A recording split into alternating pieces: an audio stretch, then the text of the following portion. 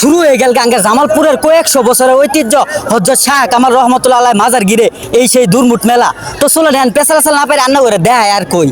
প্রথমে সবাই জানাই শুভ নববর্ষ, যেটা বাংলা বছরের নতুন দিন, নতুন বছর। বৈশাখ মাসের প্রথম দিন আরো বেশি সুন্দরভাবে কাটানোর জন্য প্রথম দিনই আয়োজন করে থাকে এই মেলার। টানা এক মাসে এই মেলা হয় জামালপুর জেলা মেলান্দ থানার দুর্মুট মেলা।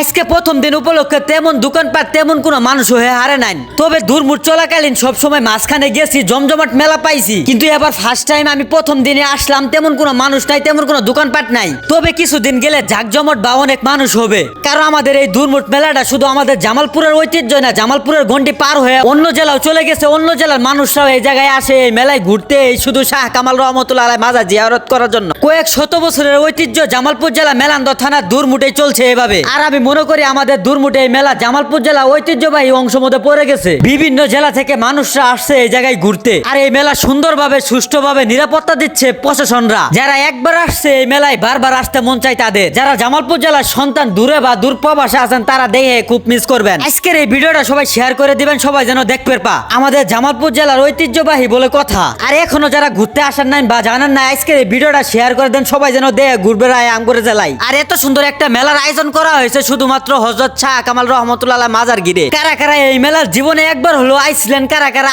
চেষ্টা করতেছেন, কারা কারা সামনে আইবেন, অবশ্যই কিন্তু কমেন্টে কয়ে যাবেন। আর যারা যারা না আইবার পাবেন ভিডিওটা সম্পূর্ণ দেখে শেয়ার করে দিবেন। আর আমার এই ফেসবুক পেজটা পট্টস করে ফলো করে আমার সাথেই থাকবেন, কারণ পরবর্তী আবারও ভিডিও নিয়ে আসছি দুর্মুটের। তো সবার কাছে ভিডিওটা কেমন লাগলো অবশ্যই কমেন্টে জানাবেন, ভিডিওটা শেয়ার করে দিবেন বেশি বেশি। আবারও বলি আমাদের জামালপুরের ঐতিহ্যবাহী বলে কথা। তো সবাই ভালো থাকেন, সুস্থ থাকেন, আল্লাহ হাফেজ।